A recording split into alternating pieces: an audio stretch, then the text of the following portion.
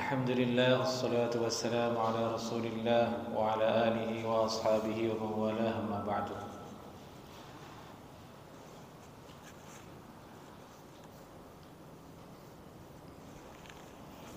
Kita bersyukur kepada Allah subhanahu wa ta'ala atas nikmat dan petunjuk yang Allah berikan atas kita semua, sehingga kita bisa kembali memulai kajian rutin kita di malam Jumat dengan tema besar kita Sunan At-Tirmidzi. Dan semoga Allah Subhanahu wa taala memberikan kita semua keistiqamahan di atas ketaatan kepada Allah Subhanahu wa taala.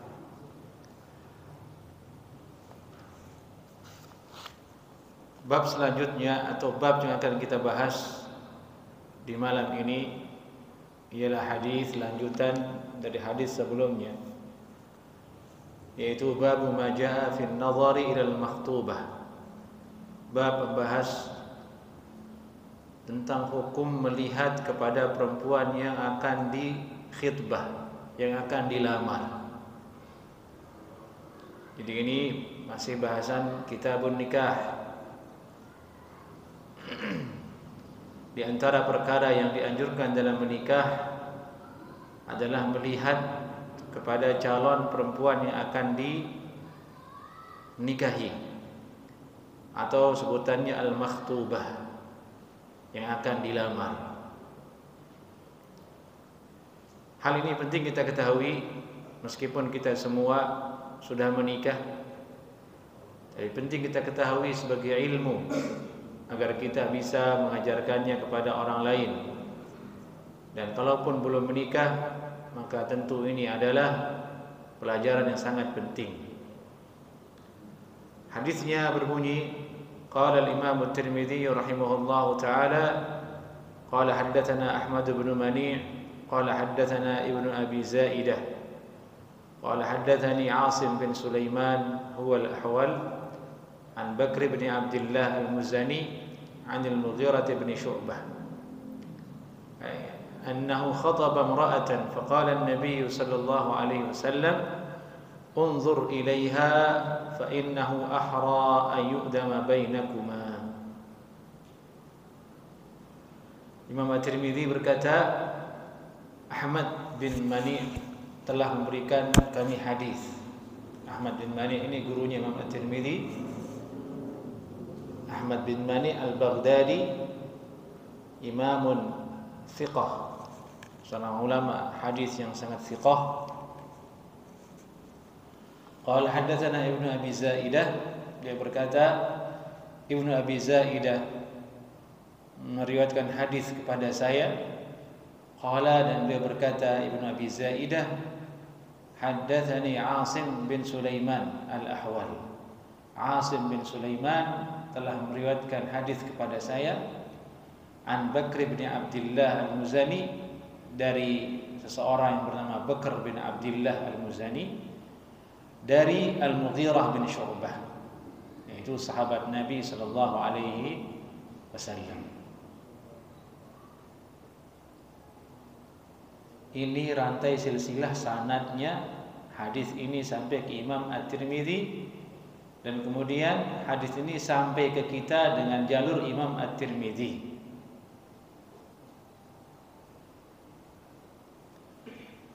Jadi kalau seseorang meriwayatkan satu kitab yang ada dalam Sunan At-Tirmidzi dari gurunya sebelumnya, maka tersambung sanadnya sampai ke Nabi sallallahu alaihi wasallam.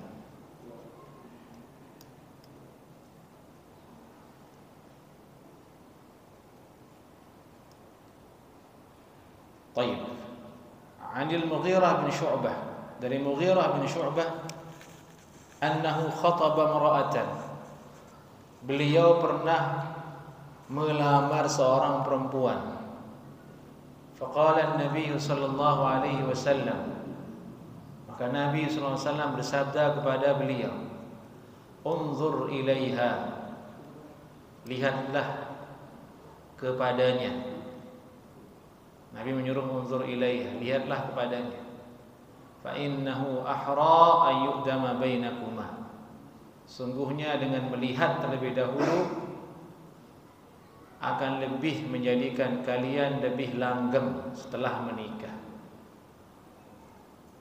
Ini perintah Nabi SAW, disuruh melihat calon perempuan yang akan dinikahi, dan hikmahnya adalah ahra ay yuqdama bainakuma. Lebih diharapkan kalian berdua nanti lebih langgeng, lebih lama berkeluarga, tidak terjadi perceraian. Karena didasari dengan suka dan senang kepada perempuan tersebut. Jadi tidak ada nikah paksaan dalam syariat Islam. Yang ada itu adalah menikah di atas dia suka dan senang. Hanya dengan cara yang benar, dengan cara yang syar'i. Tidak dengan cara yang diharamkan seperti berpacaran yang terjadi di Indonesia pada umumnya. Sekarang mengkhawatirkan pacarannya anak zaman sekarang dengan antum masih muda dulu, bapak-bapak berbeda. Betul atau tidak? Dulu antum waktu masih muda, usia SMA, pacarannya kayak gimana, Pak? Cuma senang-senang saja kan dari jauh, atau kirim surat, atau datang ke rumah si perempuan. Kalau sekarang enggak begitu, itu parah sekarang. Kalau sudah namanya pacaran, sekarang itu saling cicipi dia. Saling apa? Saling cicip. Berzina. Dari itu hanya kita lihat dulu, pacaran, boncengan, kemana pergi? Tidak tahu. Pergi ke kuburan, pergi ke bioskop, pergi jalan-jalan. Tidak ada yang tahu, tidak ada yang menegur, tidak ada yang menegur. Orang tua menegur juga ragu-ragu, jangan-jangan itu istrinya, jangan-jangan itu saudaranya. Kalau kita tegur dia menyanggah, ya masa kita tidak pacaran baru menikah. Ada solusinya dalam syariat Islam, disuruh lihat. Itu pun lihat kalau memang ada niat untuk menikahi perempuan tersebut.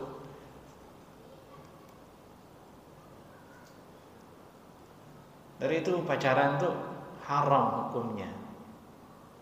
Dan ini kalau kita bilang haram hukumnya di masyarakat, di demo kita sama mereka, tidak setuju dia, padahal hukumnya benar.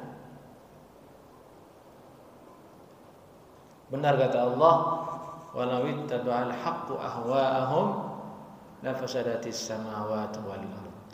Kalau seandainya kebenaran itu yang akan mengikuti kemauan mereka manusia, ahwa'ahum, ini kebenaran yang akan mengikuti kemauan mereka, standarnya adalah kemauan orang banyak, bukan kebenaran. Walau ittaba'al haqqu ahwa'ahum, apa yang akan terjadi? La fasadatis samawati wal ardh, maka langit dan bumi rusak.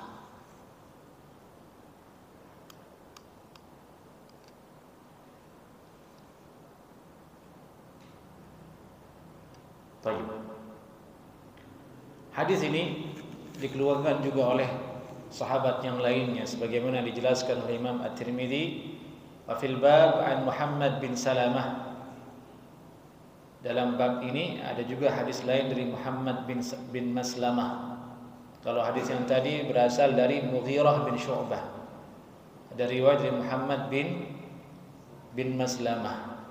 Bunyinya, hadisnya tersebut berbunyi, "Idza alqallahu azza wa jalla fi qalbi imri'in khitbata imra'atin fala ba'sa an yanzura ilaiha."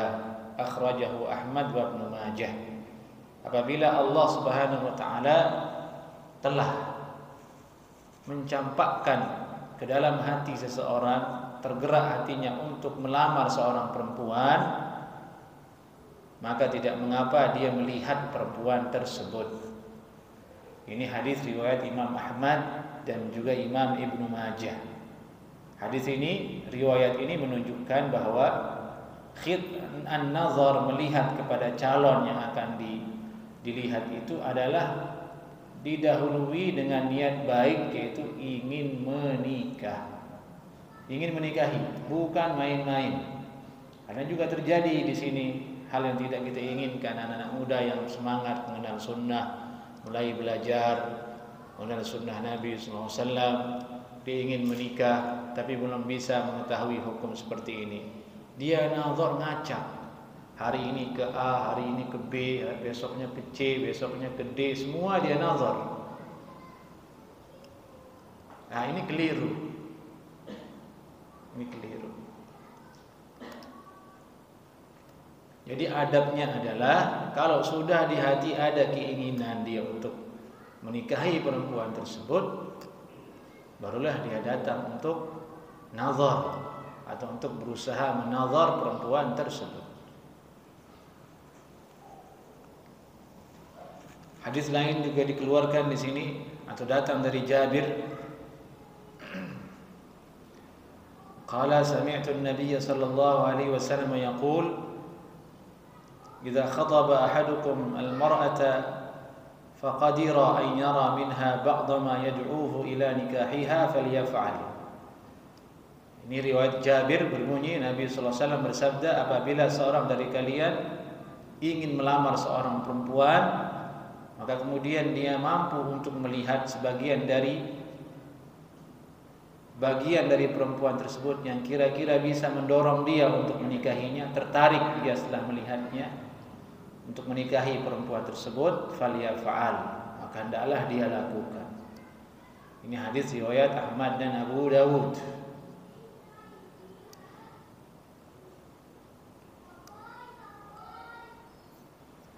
Hadis ini menunjukkan bahwa bolehnya seorang nazar kepada perempuan ke bagian-bagian yang menurut dia penting untuk dia lihat dari perempuan tersebut, sehingga bisa mendorong dia untuk memutuskan jadi menikahi perempuan tersebut. Dengan catatan bagian tersebut bukan bagian yang diharamkan secara mutlak untuk melihatnya.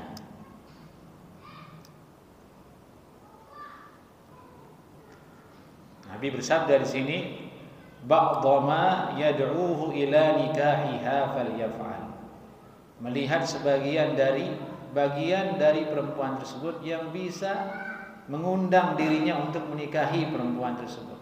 Maksudnya mendorong dirinya, termotivasi untuk menikahinya. Maka lakukanlah. Dan ini sama supaya nanti tidak terjadi kucing dalam karung, kan begitu.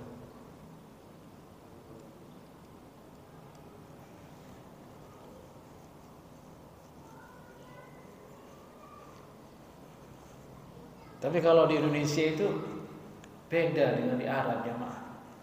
Polanya orang Indonesia dengan orang Arab. Ini konteksnya orang Arab di zaman Nabi SAW. Orang Indonesia itu kalau dia sudah senang, urusan seperti fisik dan cantik itu kadang nomor 2. Jadi dia senang ya dinikahi. Kalau orang Arab tidak. Kalau orang Arab itu senang tidak senang, dia bisa menikah si laki-lakinya. Motivasinya banyak untuk dia menikahi perempuan tersebut. Jarang orang Indonesia itu menikah tanpa didasari dengan cinta. Jarang. Beda dengan orang di Arab. Nah, jamaah di sini ada enggak yang menikah tanpa cinta dulu? Tidak ada kan? Cinta dulu baru dia menikah.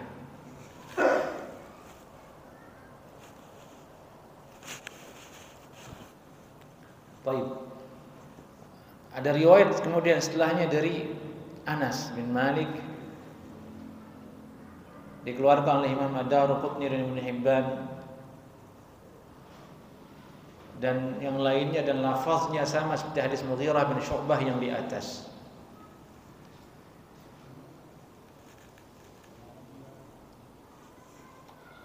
Ada juga riwayat dari Abu Hurairah radhiyallahu taala anhu, dan ini hadisnya dalam Sahih Muslim. Kuntu 'inda an-nabi sallallahu alaihi wasallam fa'atahu rajulun fa akhbarahu annahu tazawwaja imra'atan min al-ansar. Dulu aku di sisi Nabi sallallahu alaihi wasallam, kata Abu Hurairah radhiyallahu anhu. Kemudian ada seorang laki-laki menemui Nabi sallallahu alaihi wasallam, dan laki-laki tersebut memberitakan kepada Nabi sallallahu alaihi wasallam dia telah menikahi seorang perempuan dari kaum Ansar.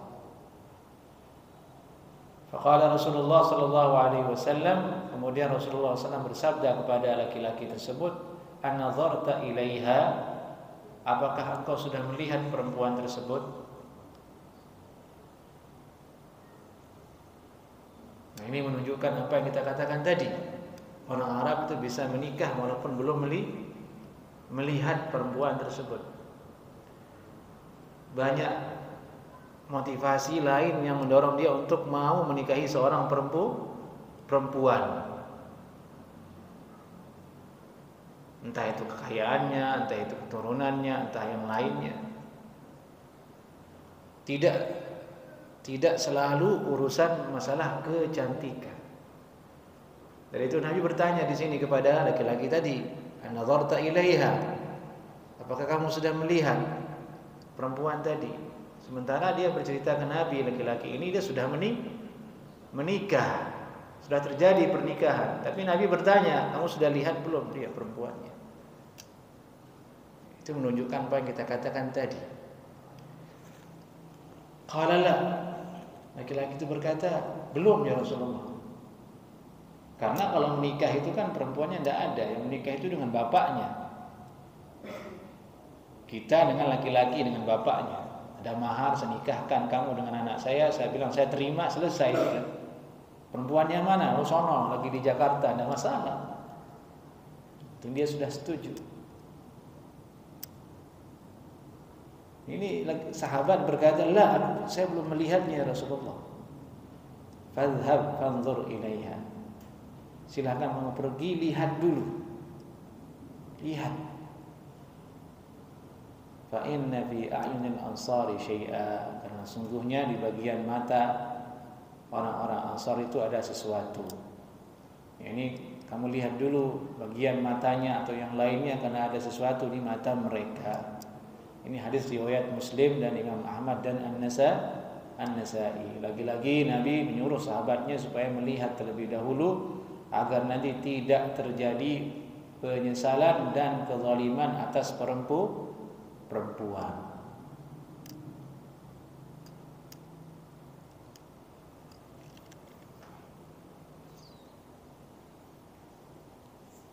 Ini hadis riwayat Muslim, hadisnya sahih, dikeluarkan oleh Imam Ahmad juga dan Imam An-Nasa'i.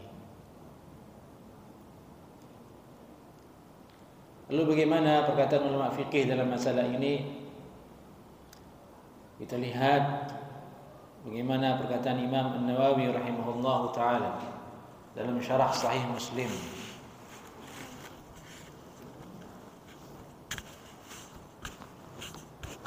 Fihi istihbabun nazar ila man yuridu tazawwujaha. Dalam hadis ini ada petunjuk disunnahkannya melihat kepada perempuan yang hendak dia ingin nikahi. Ingat, perempuan yang hendak ingin dia nikahi itu yang dinazar. Kalau tidak ingin dinikahi jangan dinazar. Nah, dinazar ini berlaku untuk masyarakat yang disiplin perempuan itu rata-rata menutup aurat. Kalau di Indonesia apanya yang mau dinazar? Liar di mana-mana, apanya yang mau dinazar? Udah kelihatan semua di jalan. Tidak ada lagi yang mau dinazar.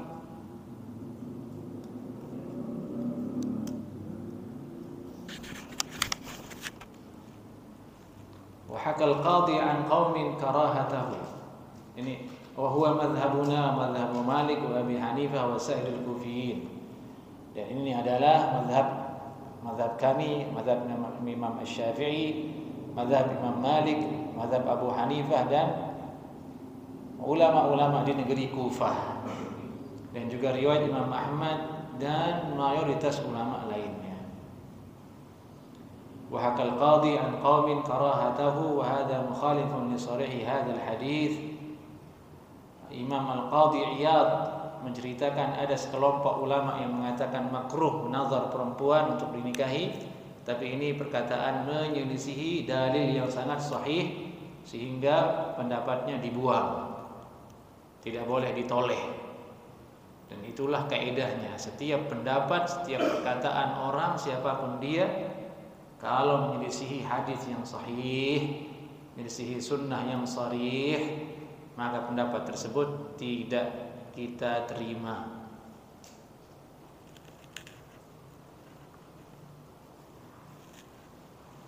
Thumma innahu innama yubahu lahu an-nazaru ila wajhiha wa kaffaiha faqat. Imam An-Nawawi melanjutkan mensyarah hadis Abu Hurairah tadi, sungguhnya hanya yang dibolehkan untuk dinazar itu adalah wajahnya dan telapak tangannya saja. Ini menurut mazhab Imam Syafi'iyah. Jadi yang dinazar itu apa? Wajah dan telapak tangan. Li'annahuma laysa bi'aurah. Karena wajah dan telapak tangan bukanlah aurat perempuan.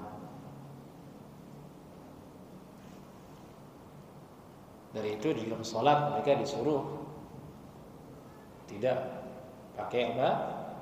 Pakai cadar. Ketika berhaji tidak pakai cadar. Ketika ihram tidak boleh pakai cadar, dan tidak boleh memakai kufazain, penutup kedua telapak tangan. Itu yang boleh dilihat. Ulama Syafi'iyah mengatakan wali annahu yustadalla bil wajhi 'alal jamal. Karena sungguhnya wajah itu menunjukkan atas kecantikan, mewakili kecantikan yang lainnya. Fabil kaffaini 'ala khusubatil badani aw 'adamiha. Dan kedua telapak tangan mewakili kesuburan badan perempuan. Kesuburan badan perempuan atau tidak suburnya dia diwakili dengan telapak tangan.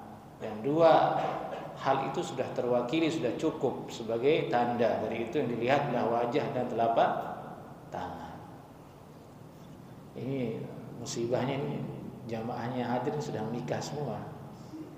Khawatirnya dia pengen ngulangi lagi nazar. Kecuali ini berapa saja ini yang belum menikah, itu ada itu. Belum menikah. Belum menikah kan? Iya, kelihatan belum menikah. Tahu kita mana yang belum nikah dan tidak, wajahnya kelihatan tuh.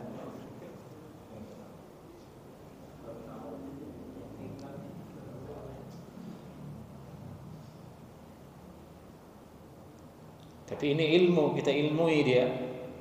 Kalau kita ajarkan ke orang lain.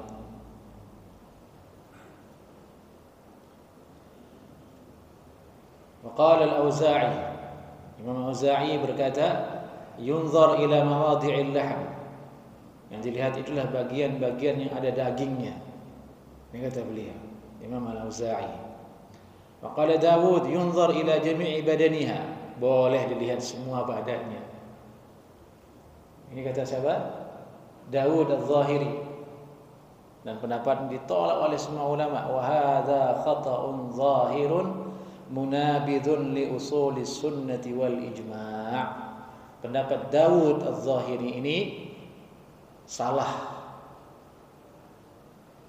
dan menyelisihi, bertentangan dengan asal usul sunnah Nabi dan ijma' ulama. Ini tidak boleh. Masa semua badan mau dilihat? Suruh orang telanjang, ya tidak boleh.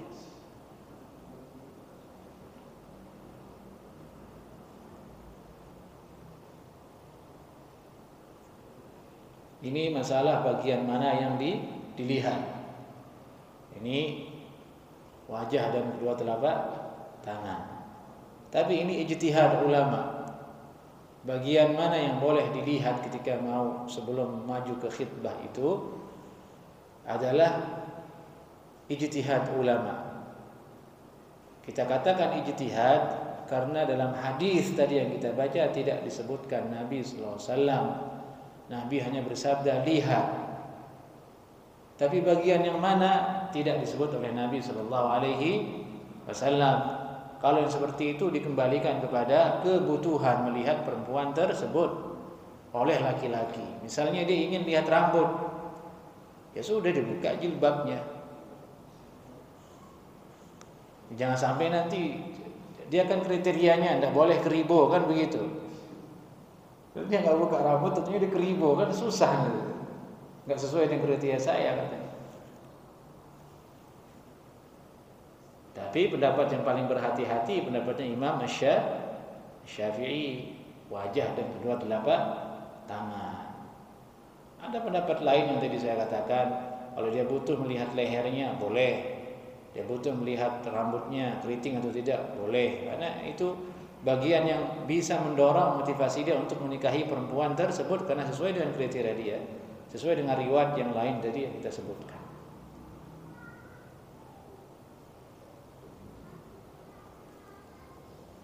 Kemudian masalah berikutnya di sini, apakah disyaratkan keridhaan perempuan ataukah tidak dalam masalah nazar ini? Apakah disyaratkan harus seizin perempuan ataukah tidak dalam urusan nazar ini? Yang sahih, la yushtaratu fi jawazin nazari ridaha. Tidak disyaratkan bolehnya nazar kepada perempuan yang akan dikhitbah, tidak disyaratkan keridhaannya, izinnya. Ballahu dzalika fi ghaflatiha wa min ghairi taqaddumi i'lamin. Bahkan boleh bagi seorang laki-laki yang akan khitbah itu nazar dalam keadaan perempuan itu lalai. Berarti ngintip maksudnya. Inilah ngintip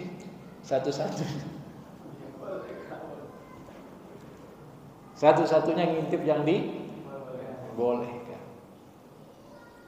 asalkan tidak terjadi fitnah.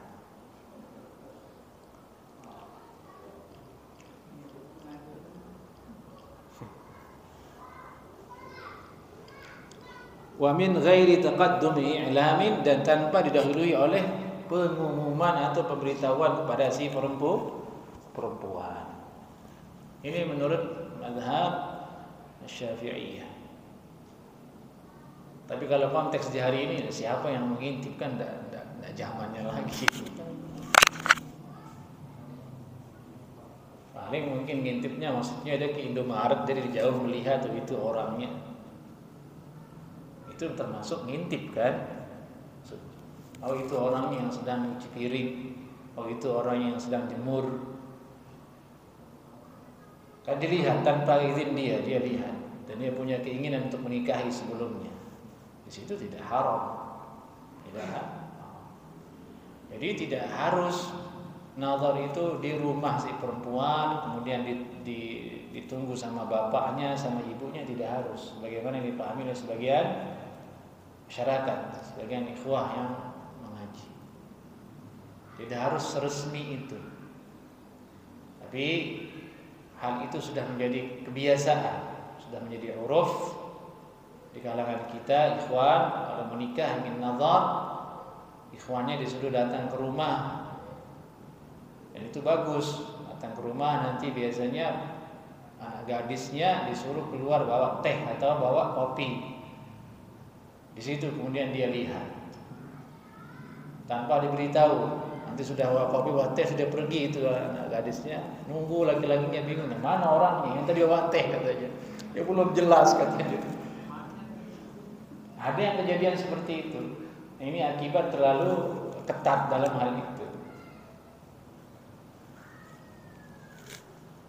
Ada juga kasus yang pernah kami temani, seorang dia ingin menikah dengan seorang janda, duda sama janda ini ceritanya. Ingin nazar, ya sudah saya atur si jandanya di dalam sebuah ruangan, yang duda ini saya sama saya di luar, bukain pintu sedikit, kamu ngintip di pintu aja cukup untuk lihat jandanya. Qadarullah tidak berjodoh. Tidak berjodoh. Takut duluan dudanya, enggak berani maju.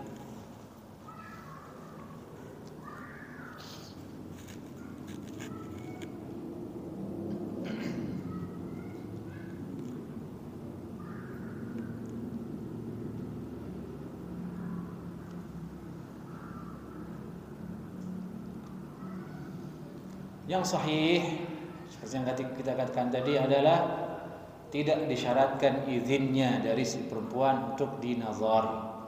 Dari itu Imam An-Nawawi berkata, "Li'anna an-nabiy sallallahu alaihi wasallam qad adina fi dzalika mutlaqan wa lam yashtarit isti'dzaniha."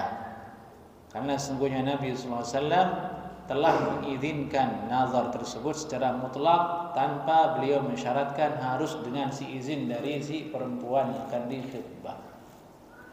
Jelas jadinya ikhwan, fawaid ilmiahnya pertama adalah masalah bagian yang boleh dinazar, kemudian yang kedua bagian apakah harus dengan izin ataukah tidak dari perempuan. Yang sahih adalah tidak harus dengan izinnya. Nah, ini fawaid ilmiah yang bisa dipetik dan didengarkan dari hadis Mughirah bin Syu'bah radhiyallahu taala anhu.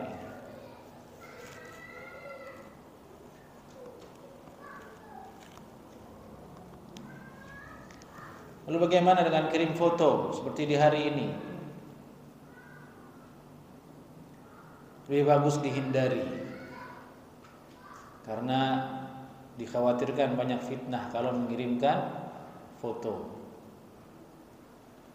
Di antara fitnahnya dikirimkan foto lewat sosmed, lewat WhatsApp misalnya, atau lewat email atau apa. Itu tidak mewakili, pertama tidak mewakili wajah perempuan tersebut, karena beda antara wajah di foto dengan wajah yang asli. Apalagi ada Photoshop sekarang, mudah untuk dirubah-rubah.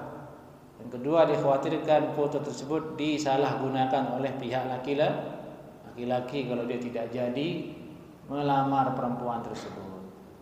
Bisa disihir atau bisa disebar ke sosmed secara meluas dan lain sebagainya.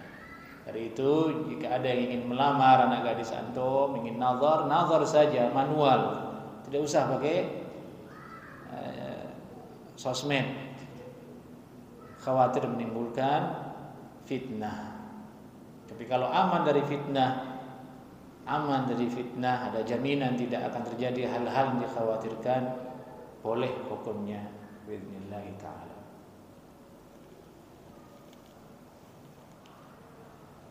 Kita lanjut ke hadis berikutnya. Babu ma jaa fi i'lanin nikah. Bab membahas tentang mengumumkan pernikahan. Kalau tadi dibahas tentang adab kita nazar sebelum melamar, kemudian terjadilah pernikahan, dia melamar, setelahnya disuruh kita i'lanun nikah, mengumumkan pernikahan. Hadisnya, qala haddatsana Ahmad bin Mani' qala haddatsana Hushaym qala akhbarana Abu Baljin an Muhammad bin Hatib al-Jumahi قال رسول الله صلى الله عليه وسلم فصل ما بين الحرام والحلال الدف والصوت.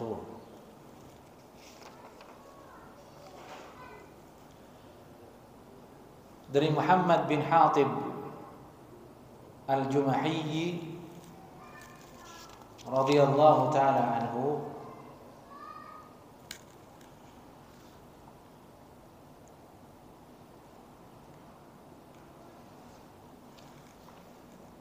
beliau berkata, Rasulullah sallallahu alaihi wasallam pernah bersabda, perbedaan atau pembeda antara yang halal dan yang haram itu, yakni pernikahan maksudnya, ad-duff was-sawt. Ad-duff was-sawt. Ad-duff artinya alat tradisionalnya orang Arab zaman dulu. Sebenarnya dia alat musik sama seperti yang lainnya, Duf itu masuk kategorinya alat musik juga.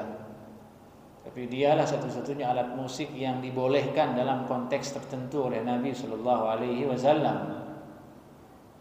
Kalau piano, gitar, trompet itu kan baru-baru ada ya. Kalau trompet sudah ada dulu ya, tapi manual banget dan itu punya orang Yahudi kan, Nabi melarangnya. Sallallahu Alaihi Wasallam. Duf itu adalah termasuk alat musik, bentuknya itu bulat, terbuat dari kulit binatang, hanya satu sisi, belakangnya tidak ada sisinya, tidak ada penutupnya, tidak ada besi-besi di sampingnya, tidak ada besi-besi yang begini-gini itu loh, bahasa Indonesianya ya, krecek apa, yang bunder-bunder kan, saling tabrak kalau begini. Kan ada dua macam, ada yang punya besi yang gemerincing, ada yang tidak punya besi gemerincing. Duf yang dimaksud sama Nabi di sini adalah duf yang tidak punya gemerincing itu. Alat tabuh, dia ditabuh begini. Kalau hari ini itu adanya di Marawis, di kelompok Marawis. Kalau ingin lihat duf itu contohnya di Marawis itu. Ada yang kecil, ada yang besar. Jadi kualifikasi yang dibolehkan oleh ulama itu untuk ketika pernikahan itu duf dengan kualifikasi yang tadi. Dia hanya satu sisi. Kalau dua sisi itu bukan duf. Yang dua sisi begini, itu digunakan oleh orang Hindu. Kalau di tempat kami itu rebana untuk orang Hindu. Sini ada, di sini ada. Kayak beduk itu kan dua tuh. Kalau duf ini satu, sebelah saja, dan tidak ada yang berincingnya. Itulah duf yang disuruh untuk ditabuh ketika hari pernikahan. Disuruh tabuh di hari pernikahan. Ini salah satu amalan yang tidak pernah mungkin kita lihat. Ini amalan sunnah tapi jarang diamalkan.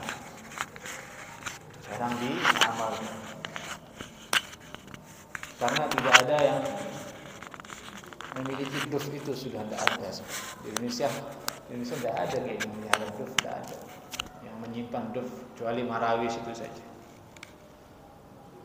Wassaut dan suara. Wassaut ini maksudnya kata ulama adalah menyanyi. Duf wassaut. Ditabuh dufnya, kemudian ada yang menyanyi, tapi isi nyanyiannya adalah syair-syair yang boleh. Ini teks-teks syair yang di dalamnya tidak terdapat kalimat-kalimat yang menyelisihi syariat. Dan yang menyanyikannya adalah anak perempuan yang masih kecil, sebagaimana nanti disebutkan di dalam riwayat yang lain di sini. Nah, seperti itu cara memeriahkan pernikahan di zaman Nabi Sallallahu Alaihi Wasallam dengan sangat sederhana sesuai dengan keadaan mereka, itu duf, dan kemudian ada yang menyanyi. Ada kelompok penyanyi yang mereka anak-anak kecil perempuan yang menyanyi, isi nyanyiannya adalah kalimat-kalimat yang tidak melanggar syariat. Sudah azan? Sudah azan belum?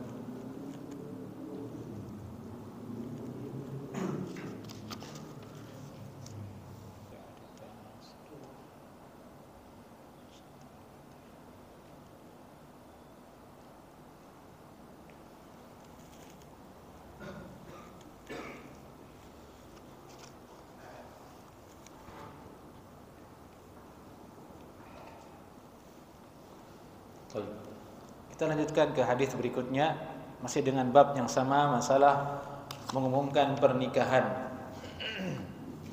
Qala haddatsana Ahmad bin Mani' qala haddatsana Yazid bin Harun qala akhbarna Isa bin Maimun al-Ansari an al-Qasim bin Muhammad an Aisyah qalat qala Rasulullah sallallahu alaihi wasallam a'linu hadha an-nikah waj'aluhu fil masajidi wadribu alaihi bid-dufuf.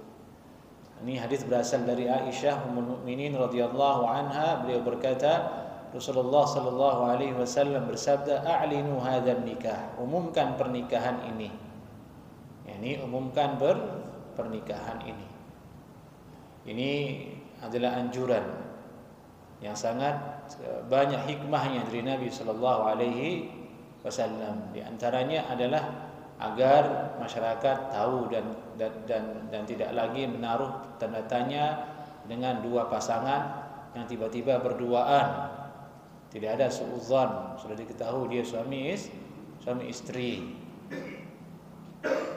Oleh karena itu nikah diam-diam itu tidaklah bagus, menyelisihi sunnah dan menyelisihi norma yang baik di masyarakat. yakni nikah diam-diam. Biasanya terjadi kalau mau nikah lagi yang kedua atau yang ketiga, dia diam-diam, tidak mengundang siapa-siapa. Yang diundang adalah saksi 2 orang, KUA palsu atau teman atau bagaimana, sudah menikah. Secara rukun dan syarat nikah sah, tapi menyelisihi sunnah disuruh umumkan. Toh juga ditunda ataupun tidak pasti akan ketahuan. Pasti akan ketahuan. Hal yang seperti itu ya sudah ketahuan aja dari awal, tidak ada apa-apa. Lebih cepat selesai urusannya, sudah ketahuan daripada ditunggu takut ketahuan bertahun-tahun tidak pernah tenang dia dan menimbulkan fitnah. Tahu-tahunya itu istrinya. Dan juga kasus, dan itu benar terjadi, ditahu setelah meninggal dunia. Setelah meninggal dunia ternyata dia punya istri yang lain. Urusannya ribet di mana? Masalah warisan. Masalah warisan. Karena nasihat kami bagi jamaah yang punya istri, diam-diam umumkan saja. Mau tidak mau pasti akan ketahuan. Paling jauh dengan cara meninggal dunia. Sudah ketahuan. Karena Nabi bersabda, "A'linu hadzal nikah", umumkan pernikahan ini. Waj'aluhu fil masajid, dan jadikanlah pengumumannya di masjid. Nah, ini lafaz hadis waj'aluhu fil masajid ini, jadikanlah pengumumannya pernikahan itu di masjid. Ini lafaznya mungkar kata ulama, tidak sahih. Kalau ya lafaz yang pertama sahih karena ada hadis lain yang menguatkannya. Tapi kalau waj'aluhu fil masajid ini dhaif kata ulama. Alasan dhaifnya disebutkan oleh Imam At-Tirmidzi di situ. Isa bin Maimun Al-Ansari yudha'af fil hadis. Di situ ada rawi bernama Isa bin Maimun Al-Ansari. Di mana Isa bin Maimun Al-Ansari ini yang ma'ruf dikenal dengan Al-Wasiti oleh ulama-ulama jarh wa ta'dil dalam hadis, bahwa Maimun atau Isa bin Maimun Al-Ansari dikenal dengan apa tadi? Al-Wasiti. Imam Bukhari rahimahullahu taala menilainya mungkarul hadis. Mungkarul hadis ini sudah parah. Para Imam Bukhari sudah mengatakan mungkarul hadis. Dia tertolong riwayatnya, sangat-sangat lemah, sangat-sangat dhaif. Qala Ibnu Hibban berkata, yarwi ahaditsa kullaha mawdu'ah. Isa bin Maimun Al-Wasiti ini sering meriwayatkan hadis-hadis yang rata-rata palsu. Rata-rata palsu. Imam Ibnu Hibban dalam masalah mendhaifkan rawi dijagokan oleh ulama. Kapan saja Imam Ibnu Hibban mengatakan dia dhaif, kapan saja Ibnu Hibban merinci sebab dhaifnya rawi tersebut, diterima oleh ulama karena beliau konsisten dalam penerapan kaidah tersebut. Berbeda dengan masalah mentautsiq. Tautsiq itu ialah memberikan predikat thiqah kepada rawi. Imam Ibnu Hibban dipertimbangkan penilaiannya tersebut. Di sini ada 2 ulama, Imam Bukhari, Imam Ibnu Hibban, sudah mengkritik rawi ini, Isa bin Maimun Al-Ansari, sebagai rawi yang tidak bisa diterima periwayatannya. Oleh karena itu, redaksi hadis yang berbunyi waj'aluhu fil masajid, jadikan i'lan pengumuman nikahnya di masjid, itu lafaz yang tidak bisa diterima. Tidak bisa menjadi dalil kemudian disunnahkan akad nikah di masjid, tidak ada. Karena sebagian orang berdalil dengan hadis ini. Sebagian tempat akad nikahnya di mana? Di masjid. Terjadi kemungkaran di situ akhirnya. Asbak rokok di mana-mana. Perempuan laki-laki berkumpul di masjid tanpa ada jarak, bahkan yang tidak berjilbab pun masuk ke masjid ingin melihat orang menikah, melihat orang akad nikah. Pengantin perempuannya duduk dampingan dengan pengantin laki-lakinya, padahal belum akad nikah. Udah sentuhan, udah gesek-gesekan di situ, padahal belum akad nih. Terjadi kemungkaran di masjid. Jadi ingat, dalil yang berbunyi waj'aluhu fil masajid itu hadisnya dhaif, sangat lemah. Ada rawi bernama Isa bin Maimun al-Ansari yang dinilai sebagai sering meriwayatkan hadis yang palsu. Kalau begitu di mana akad nikah? Di mana saja. Boleh di rumah, boleh di hotel, di mana saja bebas. Nabi tidak pernah menyuruh di satu tempat yang khusus. Tidak pernah Nabi nyuruh di depan Ka'bah, tidak pernah. Tidak pernah Nabi nyuruh di Raudhah Masjid Nabawi, tidak pernah. Justru itu memberatkan. Sebagian orang susah-susah payah, saya pokoknya akad nikahnya di Mekah. Tidak ada keutamaannya. Hadis mengatakan akad nikahlah di depan Ka'bah, tidak ada. Tapi kalau ada orang ingin dan dia mampu, tidak ada masalah sebenarnya. Tapi kalau menyusahkan diri, khawatir dia jatuh kepada menunda-nunda kebaikan, menunda-nunda pernikahan. Kemudian Nabi bersabda, "Wadribu 'alaihi bid-dufuf." Kemudian pukulkanlah dufuf. Ini bunyikanlah gendang, gendangkanlah dufuf dalam iklan pernikahan tersebut. Ini dalil atas sunnahnya memukul duf tadi di hari pernikahan, memukul rebana tadi. Baik, ada pertanyaan kemudian. Boleh tidak kita kiaskan duf ini dengan alat musik yang lainnya? Kan tradisi kita di Indonesia tidak ada duf. Indonesia alat musiknya apa orang Indonesia zaman dulu? Zaman dulu gitu, sebelum budayanya orang Inggris, orang Amerika, orang Jepang, orang Belanda masuk ke Indonesia, alat musiknya apa orang nenek moyang kita dulu? Gamelan ya, yang tung tung tung dulu itu deh.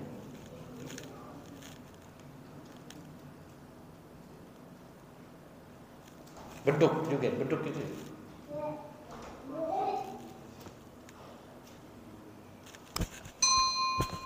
Ulama yang paling sahih mereka mengatakan la yuqas, tidak boleh dikiaskan ke yang lain. Jadi boleh dikiaskan ke yang lain karena di zaman Nabi ada juga alat musik yang selain duf di zaman Nabi, tapi Nabi tidak merekomendasikannya. Nabi hanya mencukupkan dengan duf saja, cukup itu yang dilakukan ketika acara pernikahan. Taib jamaah, ini sampai di sini dulu kajian kita.